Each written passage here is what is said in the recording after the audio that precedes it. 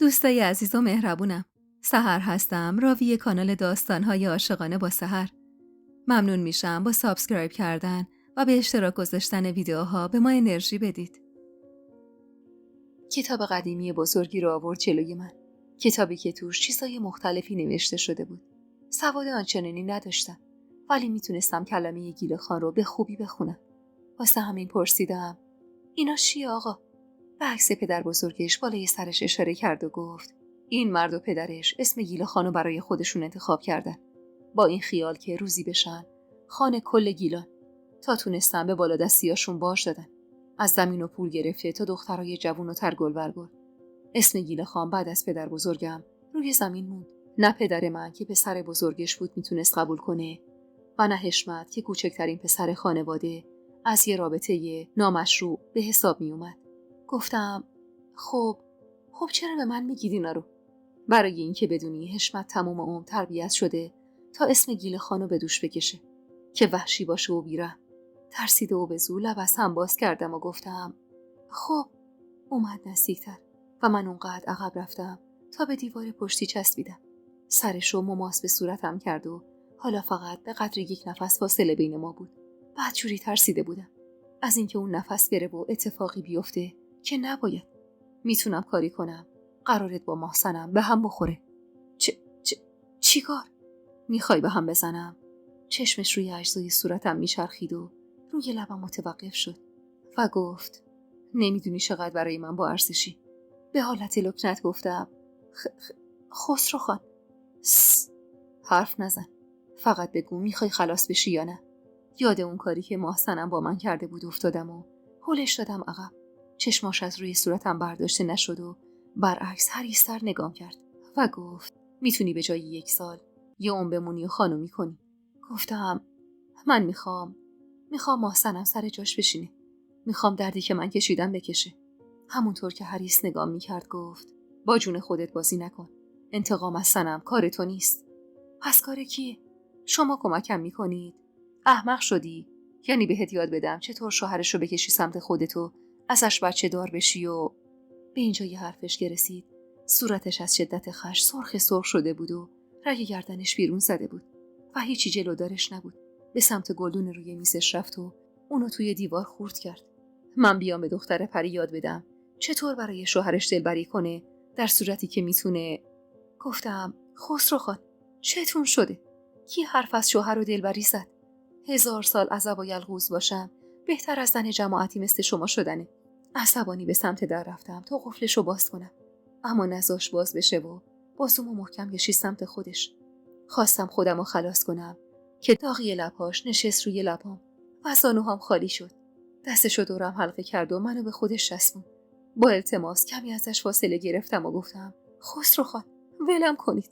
تو رو خدا، شما رو به هر چی که میپرستید قسم، ولم کنید. بیچاره، تو نمیدونی قراره چیا اونجا بکشی. بمون. کجا بمونم؟ همینجا پیش من. گفتم: نمیشه، من پول گرفتم، پولشو خودم بهت میدم. اون وقت در عوض چی میخواید از من خسته؟ زنم شو. در حالی که دیگه جونی تو تنم نمونده بود گفتم: محسنم ولم میکنه؟ میذاره هر روز جلوی چشمش برم و بیام و پولشو بخورم و یابم روش؟ این حرفو که زدم منو از خودش جدا کرد و به چشمام سر زد. یعنی میخوای زنش بشی؟ چشممو با درد بستم. اون روزا گیج‌ترین آدم روی زمین بودم و نمیدونستم چی درسته و چی غلط. فقط یه چیز توی سرم بود و اونم به هم زدن کاسه کوزه های محسنم بود. خودمو از آغوش خسرو خان که دلگرم کننده ترین اتفاق اون روزای من بود جدا کردم. اون مرد با تمام رمز و رازهای زندگیش اونقدر برای من عجیب و غریب بود که ترجیح میدادم به جای دامن زدن به اون عشق بی سر و ته همونجا همه چیزو تموم کنم و برای همیشه از عمارتش خارج بشم، چون میدونستم که سرانجامی نداره. برای همین در حالی که تمام وجودم میخواست منو به سمت خسروخان سوق بده و من تا ابد توی عمارت و کنارش بمونم، ترجیح دادم از اونجا برم.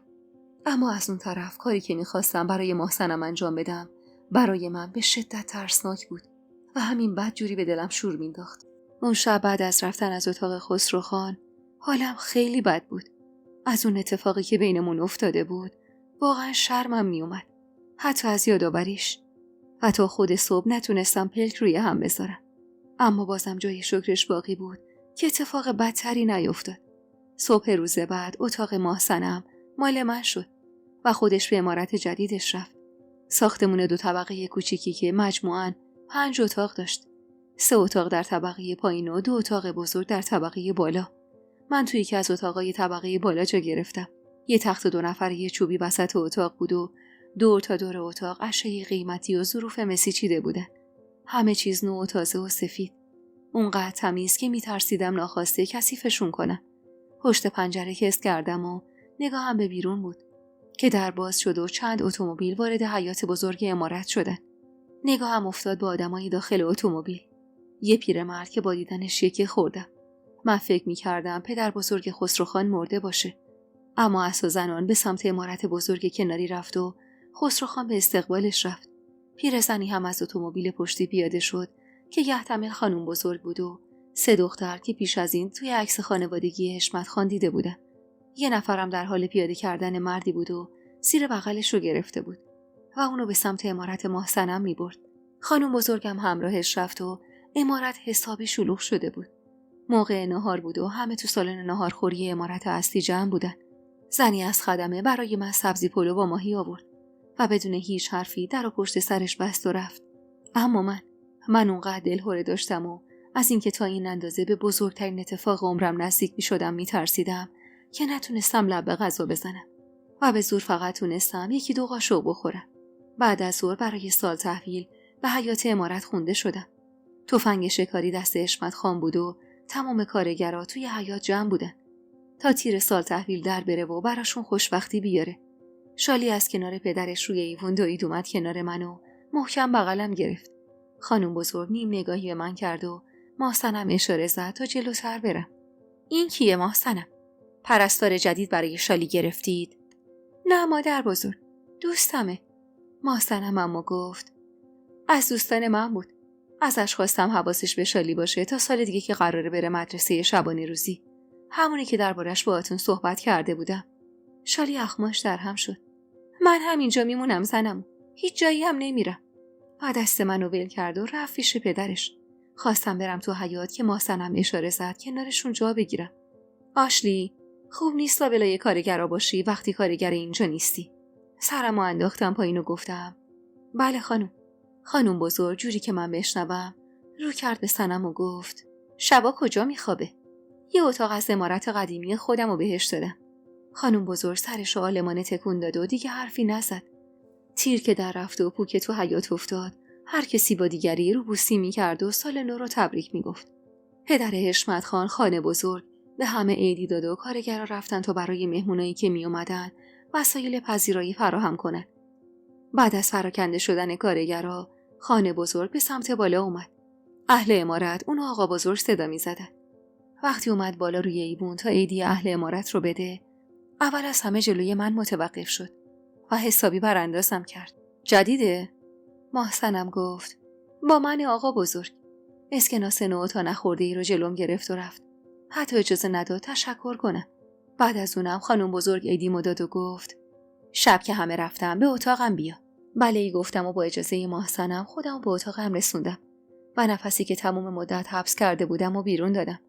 بعد از سال تحویل خونه پر از مهمون شد و دسته دسته برای عرض ادب می اومدن و می رفتن و من از پشت شیشه پنجره اتاقم فقط نگاهشون می کردم. دمدمای غروب یه نفر اومد دنبالم و منو پیش محسنم برد. سلام دادم و وارد شدم. بیا تو آشلی. من به خانم بزرگ همه چیزو گفتم. امشب که رفتی پیشش مؤدب صحبت میکنی تا ازت خوشش بیاد. بله خانم. حرفام یادت نرفت که. درباره چی خانم؟ این که اگه کاری کنی و این قرار به هم بخوره تمام زندگی تو رو سرت خراب میکنم. نه، خوب یادمه. و برگشتم برم که صدام زد. بله ای گفتم و اشاره به رو سریم کرد. اینو بندازش کنار. گفتم میخوام برم به خانواده‌ام سر بزنم. نیستن. با تعجب گفتم کجان؟ گفتن رفتن عیادت پدرت. شما از کجا میدونید خانم؟ یکیو فرستادم تا بهشون اطلاع بده. حق ندارم فعلا به دیدنت بیان. با شنیدن این حرف از دهنش وا رفتم و گفتم آخه واسه چی؟ مثل این که یادت رفته. کسی خبر نداره که تو از خانواده حسین نجاری. تا وقتی این عروسی سر نگرفته خانواده‌تو مخفی میکنی. پدرت شهر زندگی میکنه و اونجا تاجر چوبه. الانم که حالش بده و تحت درمانه. فهمیدی؟ بله، فهمیدم. پس مرخصی. برو. به اتاقم رفتم و لباسمو عوض کردم و کمی از اون چیزای خوشبویی که روی میز بود به خودم مالیدم و تابی به موهام دادم و آخر شب به اتاق خانم بزرگ رفتم. در زدم و با اجازهش وارد شدم. خانم بزرگ تکیه به صندلی بزرگش زده بود و بیرون رو تماشا میکرد. با دیدن من تحسین برانگیز سرش رو تکون داد و گفت: محسنم از تو با من صحبت کرده. سرمو انداختم پایین و گفتم: بله خانم. چرا میخوای زن حشمت بشی؟ منی که از سوالش جا خورده بودم کمی من و من کردم و گفتم: خانم ایشون، محسنم خانم، ایشون منو برای شوهرشون انتخاب کردن. شنیدم پدر تاجره. بله خانم، ولی الان مریضه. پس برای خواستگاری کجا باید بیایم؟ گفتم: هم نامادریم و هم تمام اعضای خانواده‌ام رشت هستن و من اینجا تنها. من برای زن گرفتن پسرم عجله دارم. گفتم: میتونم برم دنبالشون و بیارمشون. برادر بزرگترم هست. خیلی خوب، همونم خوبه. برادر تو چند نفر از قوم و خویش تو بیار تا شاهد عقدت باشن. بله خانم. چرخ بزن ببینمت. یه دور چرخیدم و خانم بزرگ با لذت نگام کرد. توی اون لحظات دلم میخواست بمیرم، اما این حال و روزم نباشه. اما چاره چی بود؟ سرنوشت هیچ وقت اونجور که ما میخواستیم رقم نمیخورد. توی افکار خودم غرق بودم که با سوال خانم بزرگ به خودم اومدم. چند سالته؟ 20 سال. جوون و بنیه‌داری. اتفاقاً حشمتم از زن سفید خوشش میاد. تا هم که اینهو پنبه میمونی. خیلی خوبه. از این حرفش سرخ شدم و دلم ریخت کف پام که خندید و گفت: عالیه. فقط این که بعد از عروسی باید دور خانواده‌تو قلم بگیری. برای پسرم عرف داره با تاجر جماعت رفت و آمد کنه. تو دلم خندم گرفت. بیشتر از این که نمیدونست پدرم نجاره و قراره چه پدری از خودش و پسر و عروسش در بیاره. خانم بزرگ یه نفر رو صدا کرد تا بره دنبال محسنم و به من اشاره زد تا بشینم و وقتی محسنم اومد با لبخند بهش نگاه کرد و گفت: فکر نمی کردم همچین دختر ترگل برگلی رو برای پسرم انتخاب کنی. اختیار دارید خانم بزرگ. وظیفه‌ام بود. خیلی خوب. اینجور ناقص بودن خودتو جبران کردی. بعدم اشاره به من کرد و گفت: دختری؟ از سالش جا خوردم. اما سعی کردم حالمو متوجه نشه و گفتم: بله خانم. باکره ای؟ با خجالت و صورتی که داغ کرده بود گفتم: بله خانم. پس براش عروسی میگیریم و هجله برگزار میکنیم. محسنم که نمیتونست حیرتش رو مخفی کنه گفت: ولی خانم بزرگ، اینجا 4 دختر بزرگ زندگی میکنن. زشته برای حشمت خان. هیچم زشت نیست. من که سنی ازم گذشته. خودت برگزارش کن. محسنم بدجوری خورده بود توی پرش و منم که بدتر از اون جرأت اعتراض نداشتم. واسه همین اجازه گرفتم تا به اتاقم برگردم. تحمل اون اتاق و جو سنگینش واقعا برام سخت و عذاب آور بود. موقع خروج از اتاق خانم بزرگ گفت: فردا صبح با یه اتومبیل میری دنبال خانوادت. قشنگ همه رو شیر فهم میکنی که اینجا چه خبره. خودت رو هم برای آخر هفته آماده میکنی. سنم: بله خانم بزرگ. بفرستش به گرمابه و همون جوری که میدونی حشمت دوست داره بگو آمادش کنن. نگاهمو محسنم انداختم و وقتی 30 سالشو دیدم فهمیدم که خسروخان از چی صحبت میکرد و چرا اینقدر اصرار به موندنم پیش خودش داشت.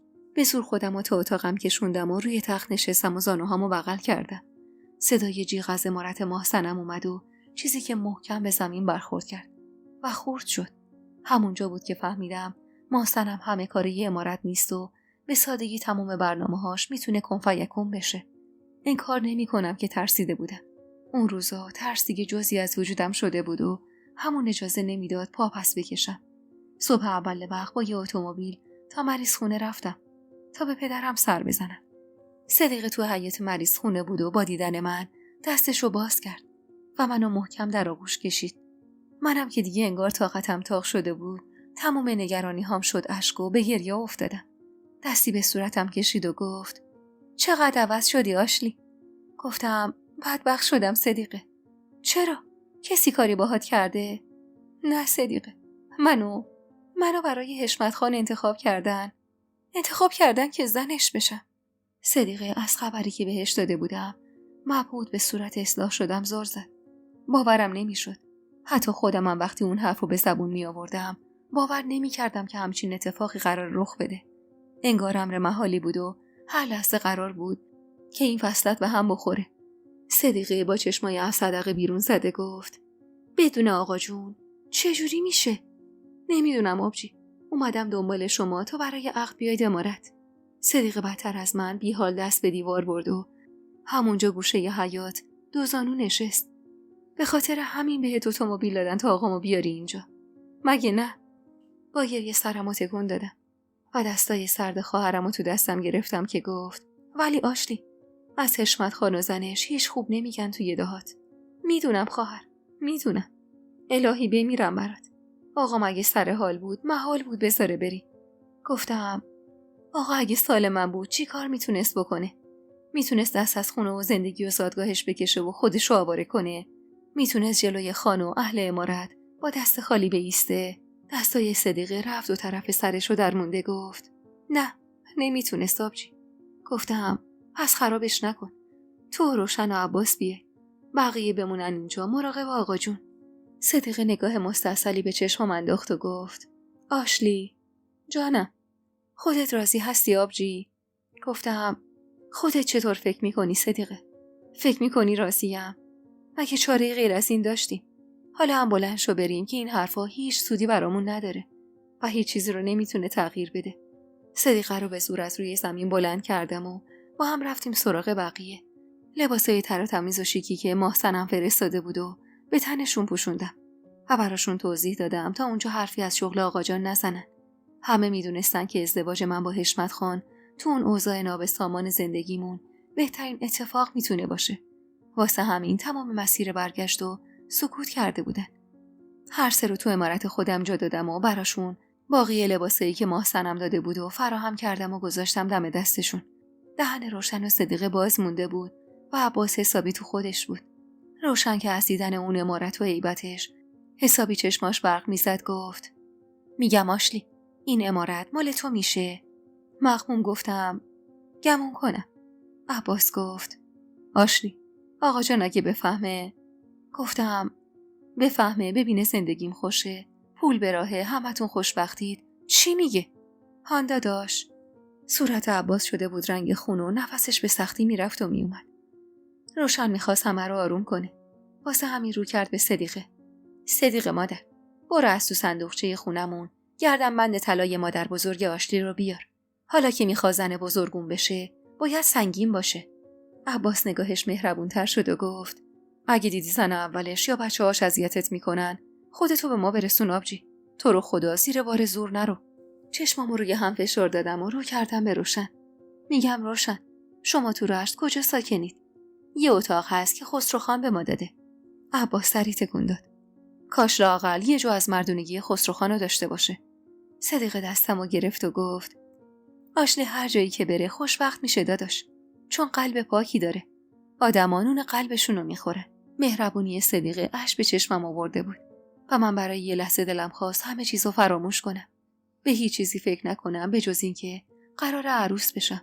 مثل همه دخترها دلم خواست که این آدمای معمولی عروسی کنم و خانوادم از شوهر کردنم شاد بشن. واسه همین دست روشن رو تو دستم گرفتم و گفتم: تا وقتی من خودم نیومدم به دیدنتون اینجا نیایید. بذارید یکم جا بیفتم لابلاگ اینا، خودم میفرستم پیتون. روشن گره چارقتش رو کمی شل کرد و گفت: هیچ فکر نکن بی کس و کاری آشلی. هر جا عرصه بهت تنگ اومد نصف شب بخشتو ببند و بیا پیش خودمون. یه وقت نمونی و تحمل کنی یا. حرفش تموم نشده عباس شروع کرد: از فردا روی این پای 20 صاحب بیشتر کار میکنم که بتونم راه برم و کار کنم، واسه این که بتونی روی این داداشت حساب باز کنی. گفتم: عباس، بله، یکم که جاگیر شدم برای باهاتم فکری میکنم. شاید بفرستمت همونجا پیش آقا جون توی مریض خونه تا زودتر بهتر بشی. روشن گفت: راستش خسروخان که بچه‌ها رو فرستاد رشت پیغام داد میتونیم همه با هم اعصابمون رو ببریم اونجا. عباس با این حرف روشن انگار جوشا برده باشه با عصبانیت گفت: ولی من نمیام. آشلی اینجا تنهاست. من که فهمیدم روشن دلش به موندن راضیه و دوست نداره برگرده، آروم زدم پشت عباس و گفتم: حرف مفت نزن. مگه از سیری آوردن؟ میری اونجا درمان تو ادامه میدی، فکر پولم نمی کنی. روشن گفت: میگم آشلی، کاش به جای حشمت خان خسرو خان داماد بود. اون وقت خیالم راحت میشد از بابتت. صدیق دستپاچه نگاهی به در و پنجره انداخت و گفت ننه دیگه اینو نگو. مگه نمیشنوی اهل روستا چی میگن؟ میگن زن خسرو خان خیلی مکاره. اگه آشلی هووی اون میشد نمیذاش یه جرعه آب خوش از گلوش پایین بره. باز خدا رو شکر که آشلی میگه محسنم 4 بچه از حشمت خان داره و حتما ازش سیره. گفتم خیلی خوب، بسته، روشن، دیگه زیادی داری خیال بافی میکنی. فردا تو مراسم خواستگاری همتون سنگین و متین میشینید. هرچی گفتن قبول میکنید و تموم. هیچ حرف اضافه‌ای هم نمیزنید. بذارید قال این قضیه کنده بشه. هر سه سر تکون دادن و وقتی خیالم از بابت روشن و عباس راحت شد بهشون جا دادم برای خواب و خودم به اتاقم رفتم. هنوز چراغ نفتی رو خاموش نکرده بودم که در به صدا در اومد و صدیقه وارد شد. علنگوی دستش رو بیرون کشید و آورد روی دستم. چه اتاق قشنگی، چه تخت خواب قشنگی آبجی. گفتم چه فایده، من که هنوز بهشون عادت نکردم. ای بابا اینو نگو آبجی، باید عادت کنی، باید بین اینا جا باز کنی. پس به همه این قیر و قمیشاشون عادت کن. انگاری 100 ساله بین اینا خانومی کردی. گفتم یه چیزی بهت بگم. جانم آبجی بگو. من میترسم صدیقه. علنگو رو کنار گذاشت و منو به خودش چسبون. ای بابا ترس چرا؟ من اومده بودم صحبتای دخترونه باهات بکنم، ولی میبینم که دلت نازکتر از اونه که طاقت حرفای منو داشته باشه. نفس عمیقی کشیدم و گفتم چی میخواستی بگی؟ میخواستم بگم همه مردا تشنه محبت زنشونن. هر چقدرم که خشن و بدخلق باشن، بازم تو خونه که میان زن خوشخلق ببینن همه چیز یادشون میره. گفتم صدیقه من از آینده میترسم این همه تلاش و وقف کردن خودم برای زنده نگه داشتن آقا جان همه بیفایده باشه. نیست آشلی جان، انشالله نیست. و علنگو رو در آورد و اومد دستم کنه که دستم عقب کشیدم. این چیه؟ کادوی عروسیته. یه دفعه‌ای شد دیگه. ببخشید. سر زدم تو چشماشو گفتم امکان نداره قبول کنم. کادو واسه چیه؟ بگیر دست خودت کن ببینم. با ناراحتی دستمو گرفت. به خدا اگه قبول نکنی فکر میکنم به خاطر کم بودنشه. من هنوز یادم نرفته که برای جهیزیه من حلقه مادرتو فروختی. وقتی دیدم هنوز یادشه که چه کاری براش کردم برام بیشتر از قبل عزیز شد. علنگو رو تو دستم انداخت و گفت تو مثل آقا جان و خانم جان برای من زحمت کشیدی. مگه میشه یادم بره که برامون چی کار کردی؟ حالا هم نوبت منه که برات جبران کنم. شرمندتم. کاش دستم بیشتر باز بود تا جلوی خانواده شوهرت بیشتر میتونستم آبروداری کنم. گفتم از سرم هم زیاده. به خدا اصلا راضی نیستم. انشاءالله بتونم بعد واسه جبران کنم. و دوباره بغلش گرفتم و اون سرمو بوسید و گفت آشلی جان بعد از شوهر کردنت به حشمت خان اگه تونستی گاهی به ما سر بزن. میدونی که پسرا که برن رشت ما دیگه حسابی تنها میشیم. گفتم اینجا با اون بلایی که سرمون آوردن دیگه جای موندن نبود. مجبورم برن آبجی. میدونم شما هم تنها میشید. منم سعی میکنم اگه تونستم بهتون سر بزنم. بعدم صورتشو بوسیدم و اون بلند شد که بره. اما موقع رفتن چیزی گفت که دلم به حالش سوخت. من میرم بخوابم آشلی. ولی فکر نکنم تو همچین جای قشنگی خوابم ببره. آخه ما کجا و عمارت عیونی خان کجا؟ خندیدم و گفتم پس بیا پیش خودم بخواب آبجی. نگاهی به تخت خواب 2 نفره کرد و با شک گفت اشکال نداره، ناراحت نشن یه وقت. گفتم معلومه که نه. بیا، کی اصلا میخواد بفهمه تو پیش من خوابیدی؟ رو سریشو برداشت و با وسواس کنارم دراز کشید. دستمو دور کمرش انداختم و گونه‌ش رو بوسیدم و گفتم صدیقه جونم، از شوهرت راضی؟ خجالت زده خندید و گفت آره خدا رو شکر، جز احترام ازش چیزی ندیدم. برای بچه دار شدن چی؟ چیزی نمیگه؟ فعلا نگفته آبجی، ولی خودم میخوام بهش بگم بره زن بگیره دیگه.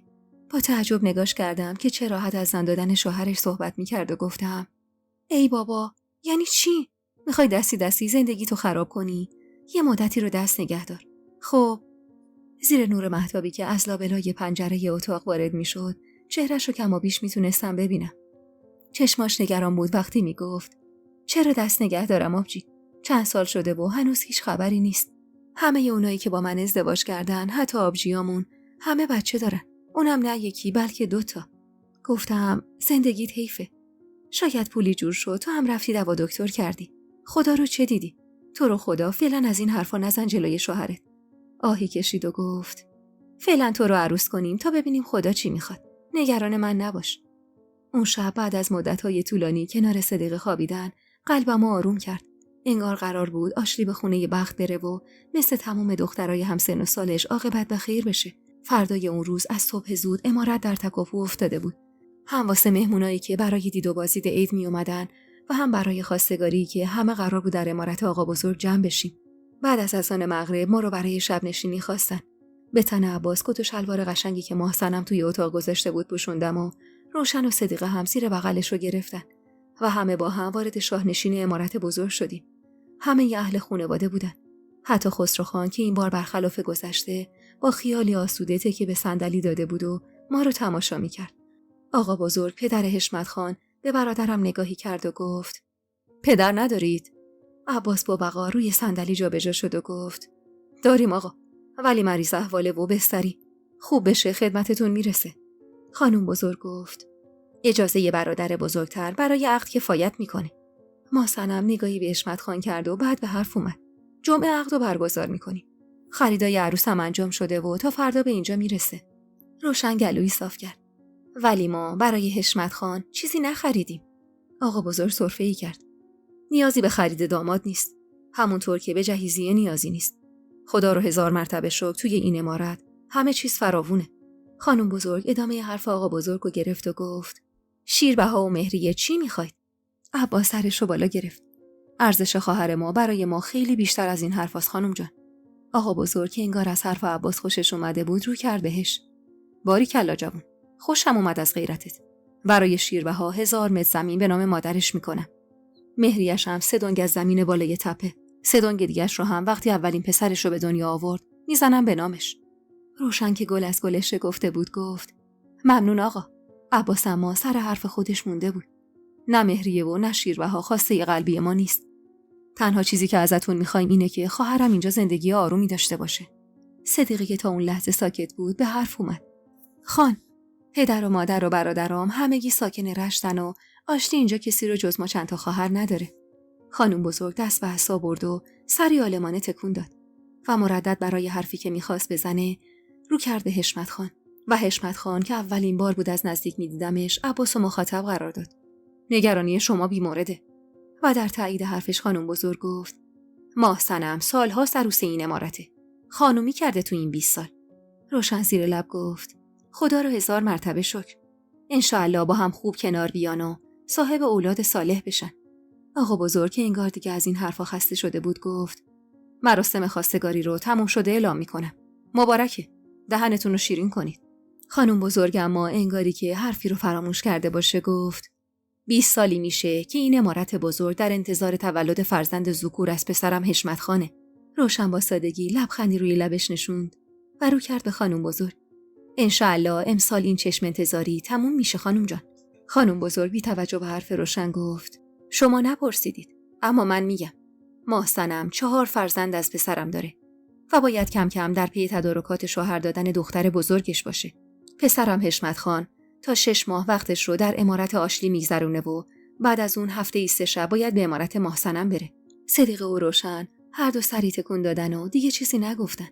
خانم بزرگ که خواستگاری رو تموم شده میدید سرش رو تکون داد و اشاره زد تا رقیه بین مو شیرینی و شربت پخش کنه. با تموم شدن مراسم و خوردن شیرینی و شربت خانم بزرگ صدام کرد و ازم خواست نزدیکتر برم و انگشتر طلایی که مثلش رو هیچ جایی ندیده بودم با نقش و نگار سلطنتی انداخت به انگشتم و من و حشمت خان اون شب رسما نامزد کردیم. میدونستم همه اینا ظاهره و بعد از رفتن روشن و عباس روی واقعی اهالی عمارت بیرون میاد. واسه همین خودم و واسه همه چیز آماده کرده بودم. محسنم دستبندی به دستم انداخت و آقا بزرگ گردنبند سنگینی بهم هدیه داد. دور و برمو نگاه کردم و وقتی دیدم کسی حواسش نیست زیر چشمی به حشمت خان نگاهی انداختم. موهای جوگندمیش اونو کمی پیرتر از خسروخان نشون میداد. صورت گردی داشت و چشمای کشیده و ابروهای پرپشتش کمی به خسروخان شبیهش کرده بود. اما برخلاف بقیه مردای عمارت ریش و سیبیلش رو با تیغ اصلاح کرده بود. خوشبوش و باوقار بود و من نمیدونستم باید حرف دیگران رو باور کنم یا اون چشم و چهره محجوب و بی‌آزارو. مراسم نامزدی که تموم شد از روز بعد تمام فامیل و دوست و آشناهای عمارت دعوت شدن و از راههای دور و نزدیک برای عروسی خودشونو به عمارت رسوندن و این کمی منو میترسون و نمیدونستم قراره چطور همچین عروسی بعد از 1 سال به هم بخوره. اما اون میون تنها امیدم به حشمت خان بود که از روز اومدنش از اتاق محسنم جم نخورده بود و به خیالم عاشقش بود و قرار نبود سراغی از من بگیره و همین افکار اون روزا منو آروم میکرد. از فردای اون روز خریدای عروسی دونه بدونه تو عمارت کوچیک من جا خوش میکردن و روشن و صدیقه با دیدنشون دهنشون باز مونده بود و ذوق میکردن. حتی برام لباس عروس نقره‌ای رنگ و تور سفید و کفش سفیدم خریده بودن. اونقدر لباسا و همه چیز قشنگ بود که روشن و صدیقه دائم لبشون به ذکر باز بود. عباس اما مدام تو حال هوای خودش بود. برادر بود و روی خواهرش غیرت داشت و شاید اون روزا دلش نمیخواست من اینجوری شوهر کنم. اگرچه کاری از دستش بر نمیومد ولی همون غیرتش برام دلگرم کننده بود. اون روزا عباس حکم آقا جونو برام داشت. 2 روز بعد از شب خواستگاری بود که دلاکی از روستای بالا اومد و منو برای حمام عروسی به گرمابه روستا بردن. یادم اون روز کل گرمابه روستا رو از صبح تا ظهر قرق عروس حشمت خان که من باشم و زنای فامیل کرده بودن و منی که تا اون روز بهترین حمامم رودخونه روستا بود میونه اون همه زن واقعا داشتم از خجالت آب می شدم. زنای فامیل دورم کرده بودن و توی حمام می زدن و می رقصیدن و یه صدا آواز می خوندن و کل می کشیدن. اما من تو دلم غوغایی بود. وسطی که خیال می کردم بی سر و صدا برگزار میشه و 1 سال بعد تموم میشه حالا داشت به مفصل ترین و مجلل ترین شکل ممکن برگزار می شد و توی همون مدت کم تمام اهالی روستا فهمیده بودن که قرار من عروس عمارت بشم. واسه همینم تمام طلبکارای آقا جان وسایلی که پیش از این برده بودن و آورده بودن و پولاشونو گرفته بودن. حالا دیگه هم آبروی پدرم بهش برگشته بود و هم تحت درمان بود. با خودم فکر می‌کردم چه ازدواج پربرکتی. البته برای همه به جز خودم. اما با خودم میگفتم کاری که کردم ارزششو داشت. ارزش این که آقا جانم سایش بالا سرمون حفظ بشه. آخه من جز اون مگه کیو توی دنیا داشتم؟ اما اون وسط یه چیز آزارم میداد و اونم خسرو خان بود و بس. خاطراتم از اولین روز در حیاط پدرم تا اون وقتی که بغلم کرده بود و ازم خواسته بود زنش بشم توی سرم میچرخید. زمان میبرد تا بتونم به خودم مسلط بشم و همه رو گوشه قلبم دفع کنم. اما باید این کارو میکردم. هرچند اون روزا نمیتونم انکار کنم که حتی فکر کردم بهش باعث میشد که قلبم تو سینم فشرده بشه و من نمیدونستم چطوری قراره هر روز ببینمش و در عین حال فراموش کنم که چقدر هوای خودم و خانواده‌مو داشته و چه حسی بهش داشتم. تو فکر و خیالات خودم غرق بودم که با صدای مبارک گفتن دلاک از افکار خودم خارج شدم. تنمو کیسه کشیده بود و نظافت کرده بود. از دیدن خودم شرمم شد و شرم‌آورترین بود که کل زنای فامیلم دورم کرده بودن و نگام می‌کردن. بالاخره دلاک رضایت داد و حوله رو دورم پیچید. همه کل کشیدن و تبریک گفتن و کمک کردن تا لباسمو بپوشم. موقع برگشت تمام روستا شده بود صدای ساز و دهل و آواز و من با عزت و احترام تموم یعنی یه دختر اشرافزاده به عمارت هدایت شدم و به اتاق خودم پناه بردم. مشاطه که از صبح معلوم بود اومده عمارت تا کار زنای عمارت رو راه بندازه شروع کرد به برداشتن ابروهام و همینطور چند تا چیز به صورتم مالید و لبمو قرمز کرد و از روشن پولی گرفت و رفت. روشن و صدیقه کمک کردن طلاها رو به سر و گردنم انداختم. صدیقه پا شد و یه آینه کوچیک از تو تاقچه برداشت و دستم داد. با دیدن صورت خودم تو آینه جا خوردم. این آشلی کجا و آشلی که مثل مردا بود کجا؟ از شدت اضطرابم ما تمام دستام یخ کرده بود. توی اتاقم نشسته بودم و از توی پنجره خیره به ساز و آوازی بودم که توی حیاط عمارت را افتاده بود. روشن و صدیقه هم ساعتی بود که رفته بودم به اتاق عقد. عباسم رفته بود پیش عاقد تا اینکه بالاخره چند زن همراه با محسنم اومدن دنبالم. حال محسنمم دست کمی از حال من نداشت. حالا دیگه خوب میفهمیدم که خانم بزرگ برای تنبیه محسنم اونو مسئول همه چیز کرده. اما من مثل اونا نبودم. موقع رفتن دستای محسنمو گرفتم و از زیر تور عروسم به صورتش نگاه کردم. غمگین بود و محلم نذاشت. آروم زیر گوشش زمزمه کردم: نگران چی هستید خانم؟ وقتی همه چیز الکیه. به چشمام خیره شد و گفت: 4 دختر مجرد تو این خونه هست. به نظرت چقدر زشته که به درشون همچین شبی بره هجله تازه عروسش؟ هان؟ حرفش لالم کرد و لرز به 4 ستون بدنم افتاد و من به زور خودمو تا مجلس زنونه کشیدم و بردم. با ورود من به مجلس زنونه همه برپا شد. هر کسی چیزی میگفت. یکی میگفت ماشاءالله چه عروسی گیر حشمت خان اومده. خلاصه هر کسی چیزی میگفت و مزه‌ای میریخت. خانم بزرگم با لذت بهشون نگاه میکرد و از اینکه همچین انتخابی برای پسرش کرده بود انگار به خودش میبالید. منو تو جایگاه عروس نشوندن و همه ساکت شدن تا صدای عاقد به من برسه. عاقد گفت عروس خانم، وکیلم. روشن گردنبند مادر بزرگم و گردنم انداخت و صدیقه هم یه علنگوی دیگه به دستم انداخت و همه تیک طلایی جلوی پام گذاشتن و من بله رو دادم. مجلس زنونه یک صدا کل شد و مجلس مردونه صلوات. عاقد چند جمله عربی خوند و من شدم عروس عمارت گیل خان. شاید اگر سال گذشته یا همین 6 ماه پیش کسی این حرفو بهم میزد با داس دنبالش میکردم.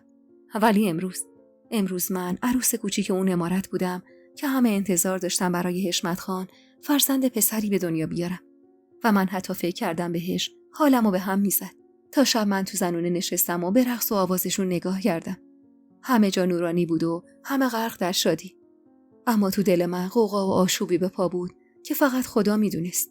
از طرفی هم من همیشه به لباسای گل و گشاد و ساده و مردونه عادت داشتم و تحمل این لباسای قیمتی و تور و طلا رو نداشتم و از سر درد دلم میخواست همه جا ساکت بشه و هیچ صدایی از کسی در نیاد.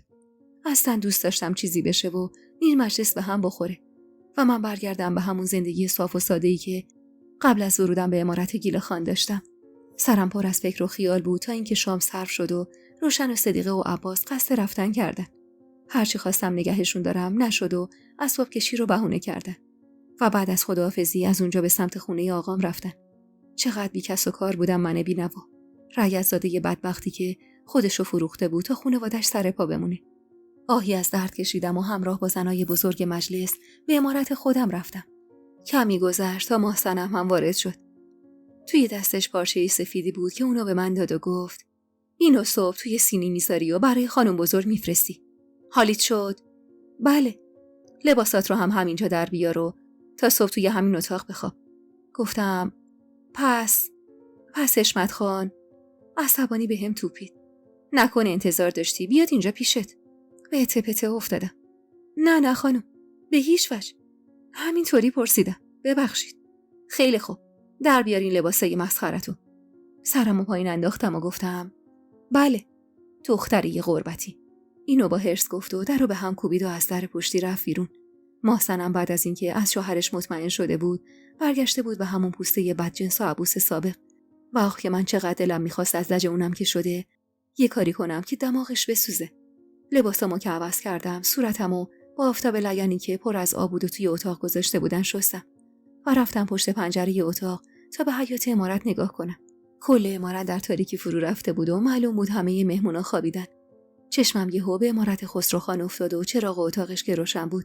اما از میون تاریکی عمارت سایه زنی رو دیدم که به اتاقش وارد شد و حدوداً 20 دقیقه بعد به همون سرعتی که اومده بود خارج شد.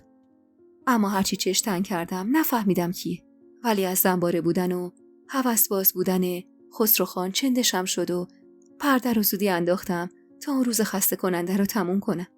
دیگه ظرفیت هیچ چیزی رو نداشتم و همونطور که به سمت تخت میرفتم زیر لب غر میزدم و میگفتم آخه چقدر یه آدم میتونه مرموز باشه.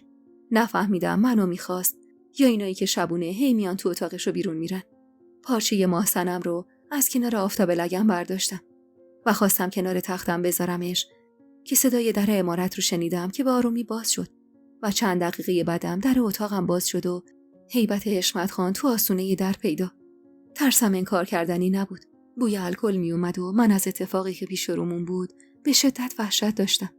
براندازم کرد و سری تکون داد. پس عروس این عمارت تویی؟ با لکنت گفتم بله آقا. خوشگلی. اینو گفت و کتش روی صندلی انداخت و منی که دلم میخواست زمین دهم باز کنه و فرو برم داخلش. دکمه پیراهنش رو باز کرد و اونو پرت کرد روی زمین. رکابیشم بیرون کشید و انداخت و به منی که مات برده همون گوشه ایستاده بودم اشاره زد. میخوای همونجا بایستی و بر منو نگاه کنی؟ به خودم اومدم و نگاهمو از بدنش دزدیدم. ببخشید آقا. برو برام لباس بیار. دستمال گوشه تخت گذاشتم و دستپاچه به سمت کمد لباسا رفتم و اون قضیه رو روشون کردم تا بالاخره یه لباس راحتی براش پیدا کردم. لباسا رو دستش دادم و خواستم برگردم لبه تخت بشینم که با پوزخندی تحقیرآمیز مخاطب قرارم داد.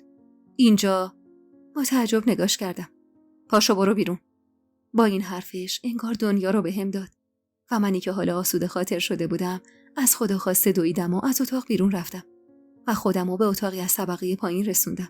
قفل پشت در رو انداختم و با خیالی که حالا از همیشه راحت تر بود چشمم رو روی هم گذاشتم و خدا رو شکر کردم که اونچه که ازش میترسیدم اتفاق نیفتاد و توی دلم به خاطر برطرف شدن بزرگترین نگرانی روسی برپا شد و با خیال راحت چشمم رو روی هم گذاشتم و بعد از روزها خستگی به خواب عمیقی فرو رفتم. نمیدونم چند ساعت از خوابیدنم گذشته بود، اما صبح شده بود و من با صدای در عمارت از خواب پریدم و حتی وقت نکردم جای خوابم رو جمع کنم که کسی از ماجرا بویی نبره.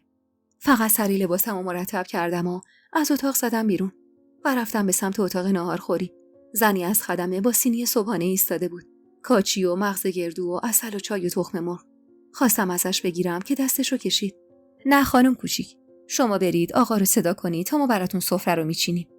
باشه گفتم و رفتم طبقه بالا و تقیق به در زدم. حشمت خان، هان، صبحانه آوردن. بیا تو. در اتاق آروم باز کردم و با بدن نیمه عریان حشمت خان روبرو شدم که تا کمر زیر پتو بود. یعنی کلا لخت خوابیده بود. این چیزا برای من رعیت زاده اصلا قابل هضم نبود. آخه اصلا فکر نمی کردم کسی بتونه بدون لباس بخوابه.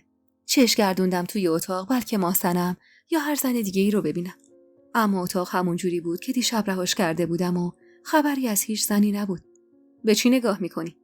با این حرفش به خودم اومدم و دیدم چشمام روی عضلات بدنش مات مونده و مثل ندید بدیدا دارم چش شرونی میکنم. ببخشید آقا، نمیاید، دارن سفره میچینه.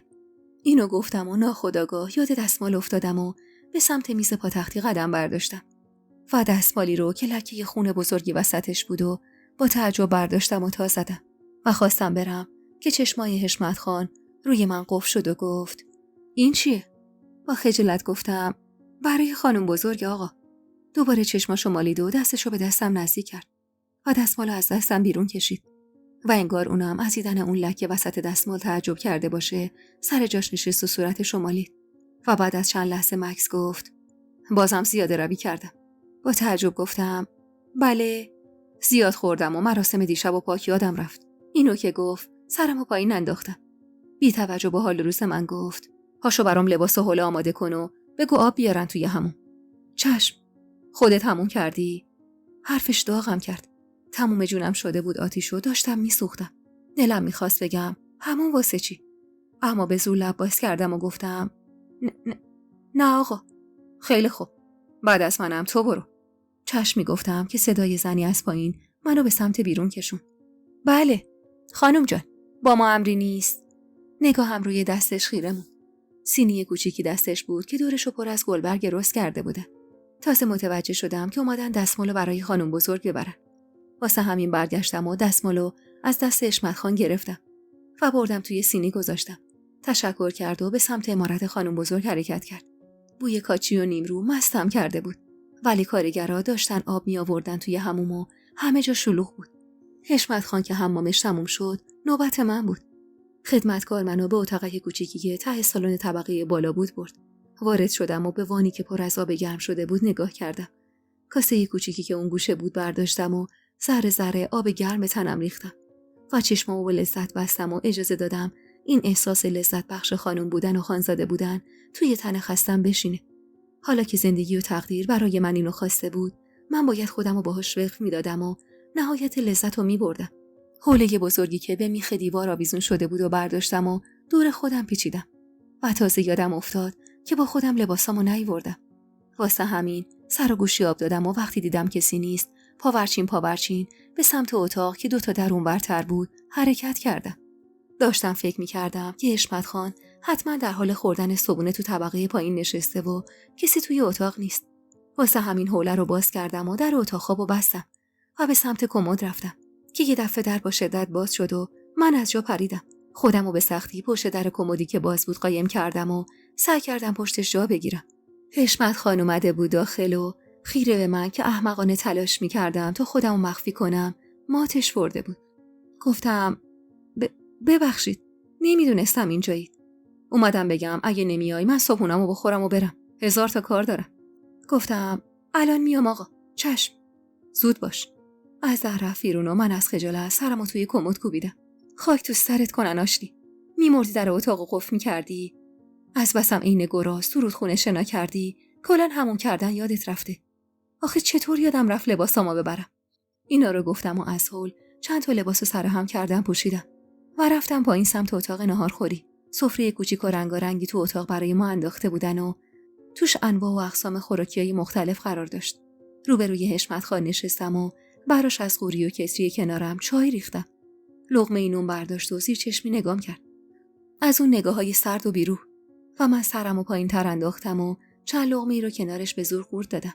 سیر که شد از جا بلند شد و کتشو برداشت و موقع رفتن انگار چیزی یادش اومده باشه برگشت و گفت راستی اسمت چی بود؟ آشلی. خیلی خوب. نهار میام همینجا. نمیدونم چی شد که ناخودآگاه گفتم واقعاً؟ بله. مگه 6 ماه اینجا نیستیم؟ بله آقا. پس دیگه چیه؟ ببخشید یادم رفته بود. بگو یه میز ناهارخوری بیارن اینجا بذارن. ماستنم هرچی وسیله خوب بوده با خودش برده اینجا رو کرده مسجد. زیر لب چشم میگفتم. از در عمارت که بیرون رفت به جای خالیش نگاه کردم. حشمت خان هیچ علائمی از بیماری یا مشکلی توی راه رفتن نداشت و دیدنش منو ناخودآگاه یاد عباس مینداخت. اگه واقعا کسی بود که میتونست اینجوری فلج بودن حشمت خان رو درمان کنه، حتما با پاهای لاجون عباس هم میتونست کاری کنه. بلکه اونم بتونه راه بره و دوباره چشم آقام به جمالش روشن بشه. سفره صبحونه رو طبق عادت جمع کردم و خدمه اومد تا اونو ببره.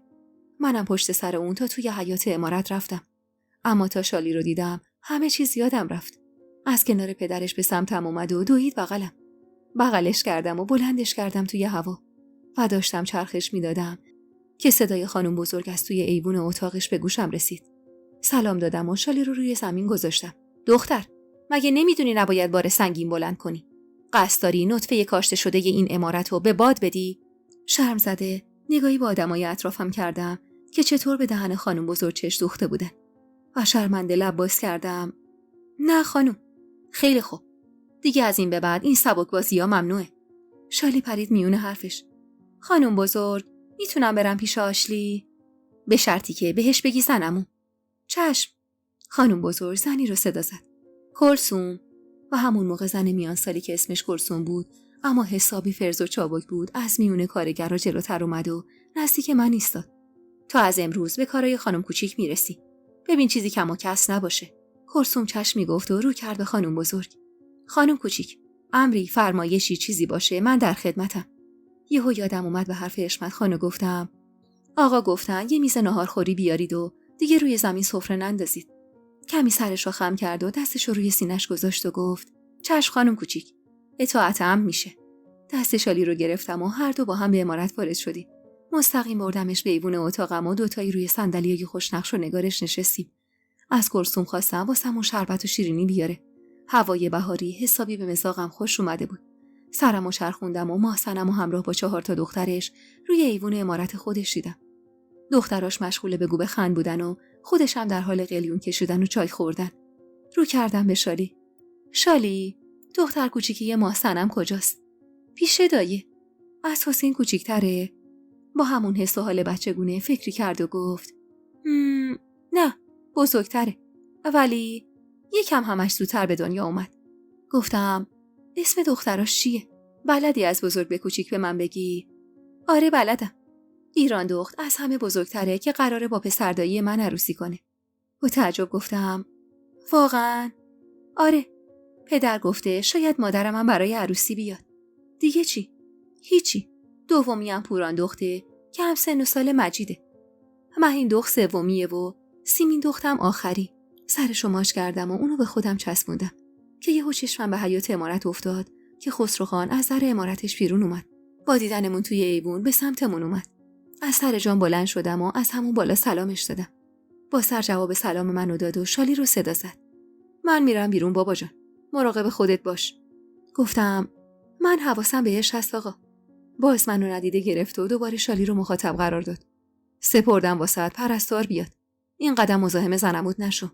چشمای پرشور خسروخان یه شبه تبدیل شده بود به 2 تیله بیروح و سرد و من این وسط مات و مبهوت مونده بودم و نمیدونستم هوسران بودنشو باور کنم یا این رفتارای زد و نقیزشو.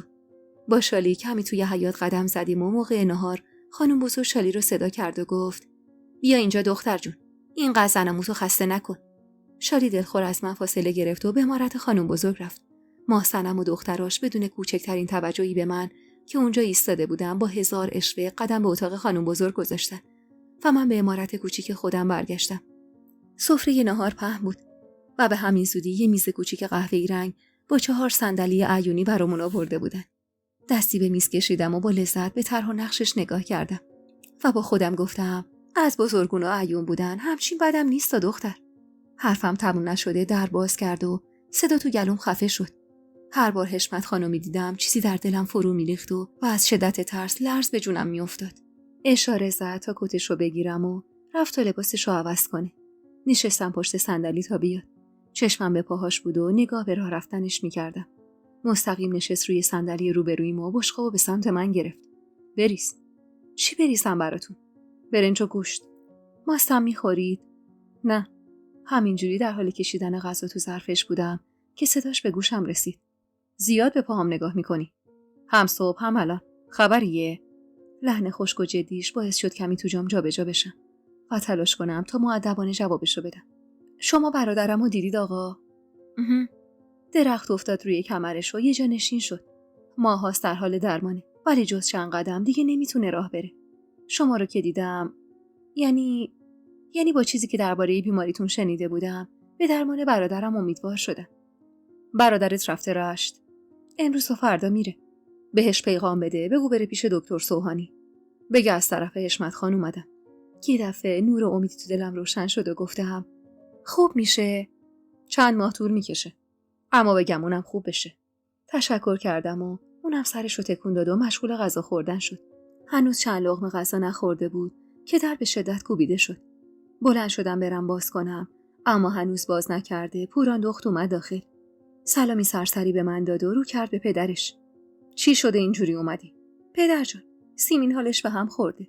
جمله تموم نشده حشمت خان دستمال سفرش رو پرت کرد روی میز و همراه دخترش از در خارج شدن.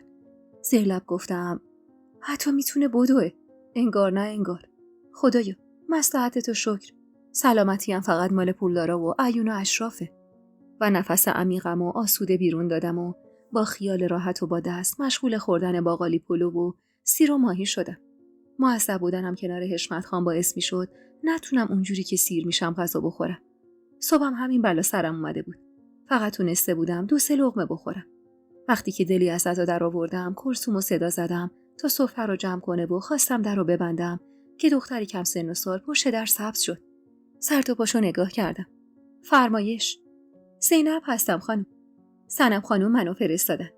گفتم 4 تا دونه اتاق مگه چند تا کلفت و خدم و حشم میخواد؟ ایشون گفتن من مسئول نوشیدنیای امارت باشم. گفتم مگه آب و چایی هم مسئول میخواد؟ بله خانم. حشمت خان عادت دارن هر روز شربت زعفرون میخورن. قبل از خوابم باید یه لیوان شیر بنوشن. اینا رو من براشون فراهم میکنم و میارم خدمت شما. پوفی کشیدم و گفتم خیلی خوب. حالا برو یه شربت خنک زعفرونی بیار ببینم بلدی یا نه. زینب با اجازه‌ای گفت و رفت و منم به طبقه بالا و اتاق خوابم قدم گذاشتم. نمیدونستم میتونم اونجا بخوابم یا باید برم و روی زمین سفت طبقه پایین سرم روی بالش بذارم. و همینطور که روی تخت میشستم گفتم ببین تو رو خدا 2 شب روی تخت خوابیدیم چطور بد عادت شدیم ما؟ خاک بر سرت کنن آشلی. چیزی گفتی؟ با این صدایی که خوردم و از جا پریدم. حشمت خان بود. گفتم آقا شما چجوری اومدید داخل؟ حشمت خان کنار رفت و زینب با پارچه کریستالی قشنگی که توش پر از شربت زعفرونی خنک بود طوری که عرق روی بدنه پارچ نشسته بود همراه با لیوان اومد داخل و اونو گذاشت روی پاتختی. بعدم رو کرد به حشمت خان. آقا امر دیگه ای نیست؟ مرخصی. زینب که رفتم سراغ لیوان و یه جرعه شربت ناب داخلش رو سر کشیدم. از کیفیت زعفرون و گلاب داخلش شگفت زده با دهن باز به لیوان زل زدم. حشمت خان خندید. فکر می‌کردم پدر تاجر چوبه. چقدر خسیس بوده که دخترش تا حالا شربت زعفرونی نخورده بوده. از این حرفش جا خوردم. اما سری خودم رو جمع جور کردم و گفتم زعفرون متاع گرونیه. برای ما فقط آرد شدهش سال به سال به دستمون میرسید. اونم برای مهمونی یا حلوایی چیزی استفاده می‌کردیم. و به زور یه لیوان آب جوش یه ذره رنگ پس میداد. روی تخت دراز کشید و سایدش رو روی پیشونیش گذاشت و چشماشو بست. داری میری، با خودت ببرش. اونقدر نسبت به حرف زدنم و من بی توجه بود که گاهی حس می‌کردم شاید شبحی روحی چیزیم که اینطور منو نادیده میگیره. و با این حرفش به خودم گفتم مثل این که تمام اون 6 ماهو باید تو اتاق پایین بخوابم. و زیر لبی ناسزایی نثارش کردم و با خودم فکر کردم خب چی میشد کنار میرفت منم روی تخت میخوابیدم. آخه تخت به اون بزرگی برای یه نفر زیادی بزرگه. و گفتم ای بر پدر حشمت خان. شربتو داشتم میبردم که یهو یاد سیمین افتادم و حالشو پرسیدم. دخترتون خوب شدن آقا؟ آره خوبه. خدا رو شکر. در اتاقو بستم و به اتاق پایین رفتم و وارد اتاقم شدم و از سر بی‌حوصلگی و بیکاری جامو انداختم تا بلکه یکم بخوابم. چشمم تازه گرم خواب شده بود که برخورد چیزی با کف چوبی اتاقم احساس کردم. یه نفر با چوب زمین میکوبید و اسممو صدا میکرد. لای چشممو باز کردم و با دیدن خانم بزرگ همونجا کپ کردم. پریدم تو جام نشستم و گفتم سلام خانم بزرگ. اینجا چی کار میکنی؟ مات و مبهوت گفتم خوابیده بودم. مگه اتاقت اینجاست؟ مگه شوهرت اینجاست؟ نه خانم. حشمت خان خودشون عصاشو محکم به زمین کوبید و گفت زهر مار، بلند شو ببینم. و به سمت سالن رفت و از پای راه پله حشمت خانو صدا کرد ولی جوابی نشنید. غضبناک نگاهی به من انداخت. این آتیش از گور تو بلند میشه مگه نه؟ گفتم چه آتیشی؟ خبر رسیده دیشبم پایین خوابیدی. نکنه نمیذاری طرفت بیاد. گفتم به خدا خانوم من لازم نکرده آسمون ریسمون ببافی. برو بالا، حشمتو بیارش پایین. پاهام میلرزید و نمیتونستم برم بالا. دستمو به نرده گرفتم تا نیفتم. نوچی کرد و داد کشید. ضعیفه. مگه نون نخوردی؟ درمونده به در اتاق نگاه کردم که انگار یه دنیا بینمون فاصله بود که یه دفعه در باز شده حشمت خان با موهای ژولیده اومد بیرون و به خانم بزرگ سلام داد. سلام و مرگ. سلام و درد. مردک این چه مسخره بازیه؟ چشمای خوابالودشو به من که نرده به دست بین خانم بزرگ و حشمت ایستاده بودم انداخت و گفت تو چت شده؟ اومدم دهن باز کنم که خانم بزرگ گفت خانم برای من طبقه پایین با خیال خوش خوابیده. فکر نمی‌کنه که تو اگه قرار بوده یکی و تنها سر به بالش بذاری واسه چی اصلا زن گرفتی؟ اونم 2 تا. بعدم رو کرده منو ادامه داد. می‌خواستی بره سمت محسنم مگه نه؟ می‌خواستی از سر خودت بازش کنی. از اون همه اتهام بغض‌آلود شدم و صدای بم و ترسناک خانم بزرگ حالمو لحظه به لحظه بدتر می‌کرد. برگشتم به صورت برافروختش نگاه کردم و به سختی با صدایی که از ته چاه در میومد گفتم خانم بزرگ شما که اصلا نمیذارید من حرف بزنم. حشمت خان میونه رو گرفت. من گفتم بره پایین خانم بزرگ. هم دیشب هم الان. اینو که گفت یاد پارچه قرمزی که داده بودم افتادم و چشمامو روی هم فشار دادم که خانم بزرگ گفت پس اون دستمال چی بود؟ حشمت خان بی توجه به عصبانیت خانم بزرگ بی خیال گفت چه ربطی داره؟ خوشم نمیاد پیش من بخوابه. شما دستمال میخواستید که گرفتید. خانم بزرگم و کوتابیا نبود. غلط کردی. میخوای چی بشه؟ میخوای خسرو بیاد بشینه به جای پدرت؟ در حالی که تو اینجا دور و بر خودتو با دختر بچه‌های قد و نیم قد پر کردی.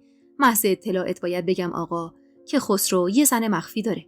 شایدم چند تا که شبا به اتاقش میاد. حالا تو بشین اینجا و این تازه عروس ترگل برگل تو پس بزن. حشمت خان که انگار روح از بدنش شده باشه گفت کدوم زن؟ هویتشو نمیدونم ولی کلفت و نوکرا همه دیدن که شبا تو سایه میاد و میره. اما بالاخره تهاتوشو در میارم ببینم کیه که میاد و میره. شایدم چند زن باشن. نمیدونم. اینا رو نگفتم که فکر این باشی که کدوم زن میاد و میره. میخواستم حواستو به خودت و دور و برت جمع کنی. حشمت خان کلاف چنگی به موهاش زد. میگی چی کار کنم؟ 6 ماه بهت وقت دادم از این دختر صاحب پسر بشی. کمه. سن و سالش نصف محسنمه. خوشگلی و جوونیشم 2 برابر اونه. اون وقت نمیخوای پیشت بخوابه؟ احساس میکردم شدم یه تیکه گوشت قربونی که خانم بزرگ داشته پسرش تعارف میزد و چقدر اون لحظه از خودش و پسرش متنفر بودم که یهو عصاشو به سمتم نشونه گرفت. فکر نکن اینجا به حال خودت ولت کردم. همه چیزو خیلی زودتر از بقیه میفهمم. زیادی جفتک بندازی پرتت میکنم بیرون از این عمارت. به سختی لب باز کردم و گفتم بله خانم. حالا برو بالا پیش شوهرت. 6 ماه وقت داری و بعد از اون ماه سنمی که برنده میشه. اون وقت تو میمونی و مهر طلاق روی پیشونیت. و بیرون انداخته شدن از این عمارت. خانم بزرگ حرفاشو زد و رفت. اما صدای عصاش که با چوب کف زمین برخورد میکرد مثل سوهانی بود که کسی به سرم بکشه تا عذابم بده. خودمو به سختی به طبقه بالا رسوندم، در حالی که نمیدونستم بعد از اون حرفا باید مصرانه برم تو اتاق بخوابم یا اینکه از حشمت خان فاصله بگیرم. حشمت خان هم که بعد از حرفای مادرش حسابی آشفته و به هم ریخته بود، بعد از رفتنش وارد اتاق شد و منم پشت سرش راه افتادم. در حال پوشیدن لباس بود که فهمیدم دستاش میلرزه. نمیتونست دکمه پیراهنش رو به خوبی ببنده. یعنی اینقدر با خسروخان مشکل داشت که حرف خانم بزرگ اینجوری به همش ریخته. به سختی دکمه اولو بست و برای بستن دکمه دوم هر کاری کرد لرزش دستاش اجازه نداد و یه دفعه فریاد بلندی کشید که روح از سرم جدا شد و لبه تخت نشست. تمام صورتش یه دست عرق کرده بود. حیرت زده فقط به اون صحنه نگاه می‌کردم و دلم یه جورایی براش میسوخت. مرد به اون گندگی چطور اینجور به هم ریخته بود؟ ترسیده چند قدم جلوتر رفتم و جلوی پاهاش زانو زدم. دکمه پیراهنش رو آروم گرفتم و بستم. سنگینی نگاهش رو روی صورتم احساس می‌کردم. اما من چشمم با دکمه لباسش دوخته بودم و آروم شروع کرده بودم به بستن. می‌خواستم سعی کنم آرومش کنم. واسه همین گفتم هر اتفاقی که توی این اتاق بیفته بین من و شما میمونه. من دهنم قرص آقا. زیر لب گفت میدونم که کار کلثومه. همش زیر سر همین زنیکه است. لباسشو مرتب کردم و بازوشو گرفتم تا بلندش کنم. روی پاهاش ایستاد و دیگه از اون لرزش خبری نبود و انگار توان به پاهاش برگشته بود. آروم گفتم از این به بعد توی همین اتاق روی زمین میخوابم. اینجوری دیگه کسی نمیفهمه. از مادر زایده نشده کسی که بخواد از جاسوسی من نون بخوره. اینطوری خوبه آقا؟ بدون اینکه حرفی بزنه رفت و من مشغول جمع جور کردن اتاق شدم. دلم میخواست از زبون محبت وارد بشم و ببینم تا کجا میتونم پیش برم. آخه من فقط برای پسر آوردن و یه ازدواج ساده اینجا نیومده بودم. من دلم میخواست انتقام بگیرم. انتقام از محسنم که اینطور منو بازی داده بود و خانوادمو به خاک سیاه نشونده بود. پس باید تلاش خودمو میکردم که به حشمت خان نزدیکتر بشم و از باقی اهالی خونه دورتر. نزدیکای غروب بود که یکی از خدمه خبر آورد محسنم برای دیدن من داره میاد. به خدمه گفتم وسایل پذیرایی فراهم کردن و نشستم تا بیاد. تنها بود و کسی همراهش نبود. به محض ورودش از سر جام بلند شدم و گفتم سلام خانم. بدون جواب دادن گفت خوب بهت ساخته. آب زیر پوستت رفته. گفتم گمون نکنم. همونجوری هم که قبلا بودم. خیلی خوب. زیاد حوصله حرف زدن ندارم. اینو گفت و از جیبش یه پاکت سفید در آورد و گذاشت روی میز. گفتم این دیگه چیه؟ داروی حشمت خانه. برگشت به سمتم و من از نگاهش فهمیدم که این نباید چیز خوبی باشه. واسه همین گفتم چه دارویی؟ به تو مربوط نیست. و با توپی پر ادامه داد اینو شبا قبل از خواب میریزی تو شیرش. گفتم بدونه که بهشون بگم؟ بله، اگه قرار بود بهش بگی که میدادم دست خودش. گفتم ولی خانم این چه داروییه که خودشون خبر نداره. خیره به هم زل زد و من دیگه مطمئن شدم اون بسته سفید رنگ چیزی فرای داروه. زیر لب گفتم اما قرار ما این نبود. داشت میرفت که برگشت و گفت چی گفتی؟ گفتم قرار نبود دستم به خونه کسی آلوده بشه. یهو براق شد سمتم و گفت خون چیه قربتی؟ میگم داروه. باید بخوره. اگه بدونه ممکنه لجاجت به خرج بده و بگه نمیخوام بخورم. گفتم خب اگه داروه پس چرا به هم نمیگید چه داروییه؟ اصلا واسه چی باید اینو بخوره؟ گفتم به تو مربوط نیست. زیاد حرف بزنی هر چی داری از چنگ در میارم. آدرس خانوادت هم دارم که رفتن رشت و تو سوراخ موشی که خسرو بهشون داده قایم شدن. زندگی تک تکشون رو به جهنم میکشن. فهمیدی یا نه؟ سلام به روی ماه همه شما مهربونای خودم، خصوصا پریسا جونم که امشب شب تولدشه. پریسای عزیزم، از پریشب که توی کانال کامنت گذاشتی و گفتی 11 تیر ماه روز تولدته و دوست داری این روز قشنگ و شادی تو با همه ما شریک بشی، تنها آرزوم این بود که کاش میشد کل این جمع سرشار از مهر و عشق به مناسبت تولدت کنار هم باشیم. اما خب چه میشه کرد که هر کدوممون یه گوشه از دنیاییم و نمیتونیم در کنار هم باشیم. واسه همین تصمیم گرفتم از طرف خودم و همه مهربونای کانال تولدتو اینطوری بهت تبریک بگم. پریسا جونم، عزیز دلم، خوش قلب مهربونم. امروز یه روز خاصه روزی که دنیا به خودی خودش قشنگتر شد، چون تو به دنیا اومدی. چون خداوند یکی از فرشته‌هاشو برای ما فرستاد. تولدت مبارک خواهر قشنگم. تو فقط یه دوست معمولی نیستی واسم. تو همون خواهر دلسوز و مهربونی هستی که همیشه پشتم بوده، همیشه کنارم بوده. خدا رو بابت داشتنت هزاران بار شاکرم. پریسا جونم، این که تو اینجایی و کنار منی و تو زندگی من یه هدیه است، یه معجزه است. همیشه با بودنت، با حضور قشنگ تو، با پیام‌های سرشار از عشقت به دلم آرامش دادی. با مهربونیات و با حضور قشنگت همیشه بهم انگیزه دادی. امیدوارم امسالت پر از لحظه‌های خوشحال کننده باشه برات. پر از اتفاقای خوب، لبخندای از ته دل و آدمایی که قدر قلب پاک تو بدونن. عزیز دلم میخواد همیشه بخندی، همیشه بدرخشی و همیشه حال دلت خوب باشه و همیشه کنار هم بمونی مثل دوتا خواهر، مثل یه خانواده قشنگ. تولدت هزاران بار مبارک پریسای قشنگ و نازنینم. روی ماه تو میبوسم و خیلی دوستت دارم. راستی اینو یادم رفت بگم. عزیزای دلم، مهربونای خودم، هر کدوم از شما که دوست دارید روز تولدتون اینجا در کنار هم یه جشن کوچیک داشته باشیم، فقط کافی 1-2 روز قبل از اون توی کامنت ها به من تاریخ تولدتون رو بگین تا اون روز در کنار هم یه جشن کوچیک داشته باشیم. شرمنده‌تونم که بیشتر از این از دستم بر نمیاد. اما خب به نظرم همین تولد مجازی کوچولو هم در کنار هم داشته باشیم بهتر از اینه که نباشه. همگیتون رو خیلی خیلی دوست دارم و خوشحال میشم اگه بتونم در روز تولدتون از طریق این کانال و صدام در کنارتون باشم. کسی که از صمیم قلبش دوستتون داره و تک تک شما در گوشه گوشه قلبش جا دارید. سحر.